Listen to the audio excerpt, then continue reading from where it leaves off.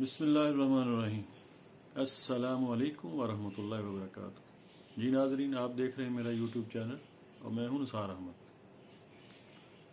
پاکستان جب سے بنا ہے 1947 سے لے کر آج تک پاکستان کی ہسٹری پہ نظر دوڑائیں تو بہت سے خد و خال، بہت سی اتار چڑھاؤ، بہت سی انہونی حرکتیں اس ملک کے ساتھ ہوئی ہیں، لیکن یہ اللہ تعالیٰ کا ایک معجزہ ہے۔ اللہ تعالیٰ نے پاکستان کو مارز وجود میں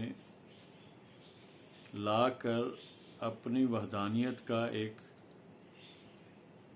ثبوت ظاہر کیا ہے کہ آپ کچھ بھی کر لیں، اس ملک کو کچھ نہیں ہونے والا، اس سے کچھ بڑے کام لینے ہیں۔ اور اسی کے بارے میں شاید کچھ ایسا خطہ ہے پاکستان میں جس نے غزوہ ہند، جو بہت مشہور و معروف حدیث نبوی ہے، جس کے بارے میں بتایا گیا کہ یہاں غزوہ ہند ہوگا اور یہاں سے فوجیں جائیں گی، ہندوستان کے بادشاہوں کو جکڑ کے لائیں گی۔ اب اس پہ اگر غور کیا جائے تو کچھ نہ کچھ خاص وجہ تو ہے کہ جب سے یہ بنا ہے انٹرنیشنلی اور نیشنلی، یہاں لوکل سے اور باہر سے بہت سی سازشیں ہوئی ہیں، لیکن پھر بھی یہ قائم و دائم ہے۔ آخر کوئی وجہ تو ہے۔ ہم لوگ جب اس کی تاریخ پہ نظر دوڑاتے ہیں تو یہ ایک وہ جو راؤنڈ چیئر کی کوئی گیم ہوتی ہے، یہ اس طریقے سے کبھی سویلین، کبھی آرمی، کبھی سویلین، کبھی آرمی، بار بار اس پہ براجمان ہوتے رہے۔ اس کو صحیح طریقے سے، جس طریقے سے اس کو جمہوریت کو پروموٹ کرنا تھا، اس طریقے سے یہ پروموٹ نہیں کر سکے، اور اس کا نام کیا رکھ دیا گیا؟ اسلامی جمہوریہ پاکستان۔ نہ تو یہ اسلامی ہے، نہ یہ جمہوریہ ہے، لیکن پھر بھی چل رہا ہے۔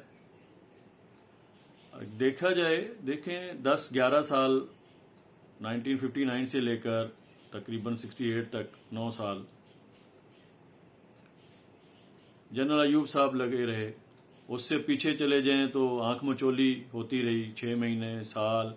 یہ پاکستان کی ہسٹری ہے کہ اس کو 6 مہینے تک ایک نرس نے بھی چلایا ہے، جو ایک سمپل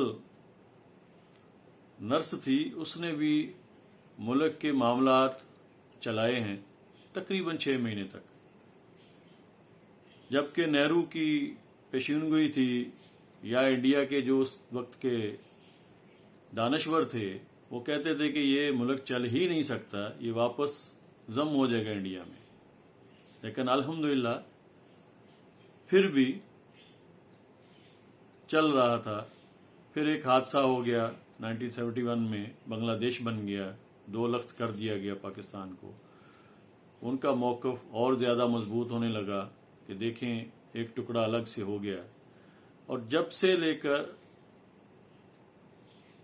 یعنی اس وقت سے لے کر آج تک پوری دنیا کی نظریں اسی کے اوپر ہیں، ہمارے دشمنوں کی نظریں اسی کے اوپر ہیں کہ کسی طریقے سے اس ملک کو توڑا جائے، یہ کبھی بھی اپنے پاؤں پہ کھڑا نہیں ہو، اور اس کو قرضے کی دلدل میں اتنا دھنسا دیا گیا کہ یہ کبھی بھی سر اٹھا کے جی نہ سکے۔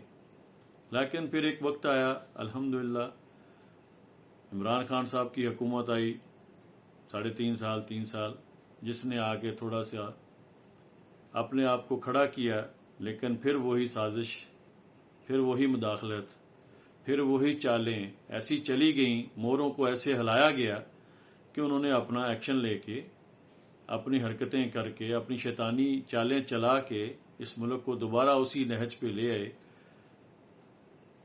جس نہج پہ وہ ملک کے دشمن جو ہے وہ چاہتے تھے۔ یہ شعوری طور پر یا لاشعوری طور پر انکانشیسلی ہمارے اپنے لوگ استعمال ہوتے ہیں۔ آپ دیکھ لیں، جب ذوالفقار علی بھٹو نے تھوڑی سی آنکھیں دکھائیں تھوڑا پاؤں پہ کھڑے ہونے کی باتیں کی تو اس کو بڑے ہی پیارے طریقے سے، بڑے ہی سمجھدار طریقے سے ضیاء الحق کے راستے سے، طریقے سے نکال دیا گیا۔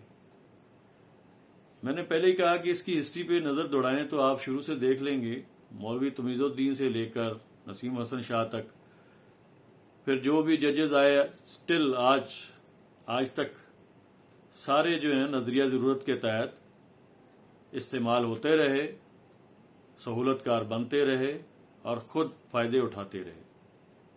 آج بھی جو ہمارے ملک کے ساتھ ہو رہا ہے کچھ اسی طرح سے ہے، کبھی پریسلر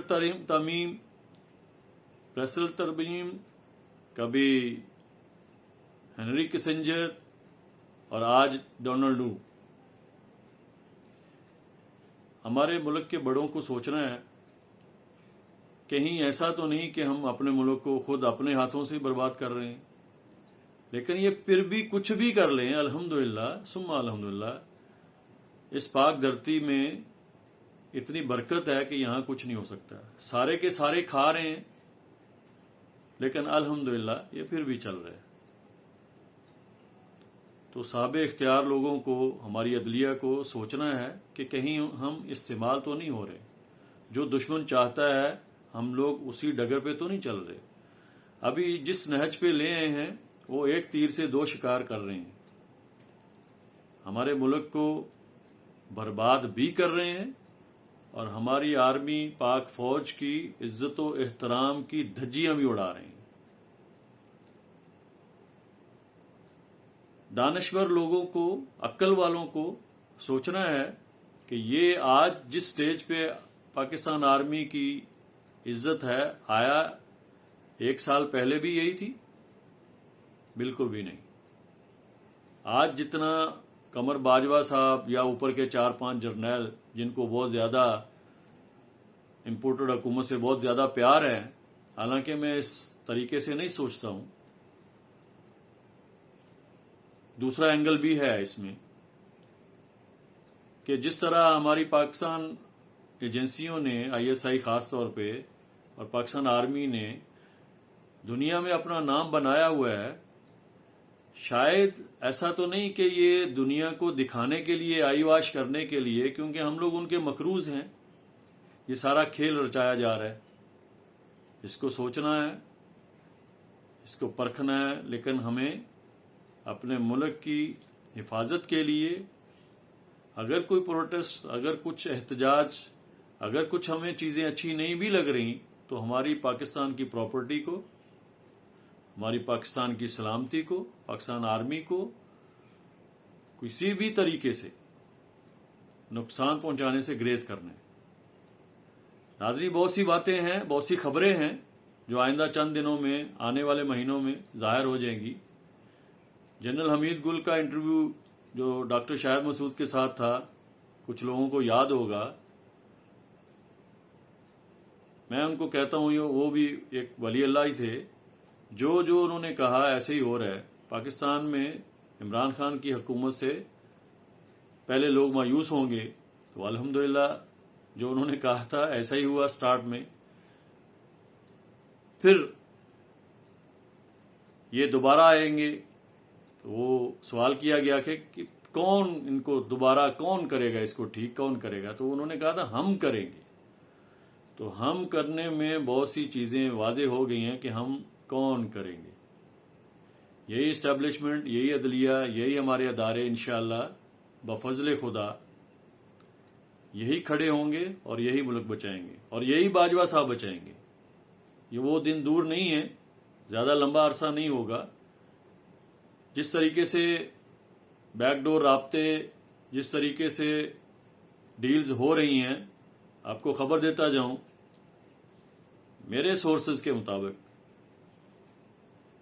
تقریباً 50% پاکستان کا قرضہ جو ہے وہ معاف کروانے کی ڈیلیں ہو رہی ہیں، کوششیں ہو رہی ہیں، جس میں رشیا، امریکہ، چائنا، ترکی، ان کو بھی انوالو کیا جا رہا ہے۔ میں نے کہا یہ سارا کچھ جو ہو رہا ہے یہ ایک پلاننگ کے تحت ہو رہا ہے۔ انشاءاللہ آنے والا وقت برا نہیں ہے، لیکن اپنے ملک کی حفاظت کیجیے۔ یہ اس نہج پہ نہ لے کے جائیں کہ یہاں سے واپس مڑنا جو ہے وہ مشکل ہو جائے۔ ناظرین، ابھی تک کی جو خبریں ہیں کچھ تھوڑے سے میں نے اشارے دیے ہیں، ویڈیو لمبی ہو جائے گی، اب تک کے لیے اتنا ہی۔ انشاءاللہ اگلے ولاگ میں تھوڑی واضح طریقے سے آپ کو بتاؤں گا کہ کیا ہونے جا رہا ہے، اور انشاءاللہ پاکستان کا مستقبل جو ہے وہ روشن ہوگا۔ اپنا خیال رکھیے گا، میرے اس چینل کا بھی انشاءاللہ اگلے ولاگ تک انتظار کریں، پھر ملاقات ہوگی۔ اللہ حافظ۔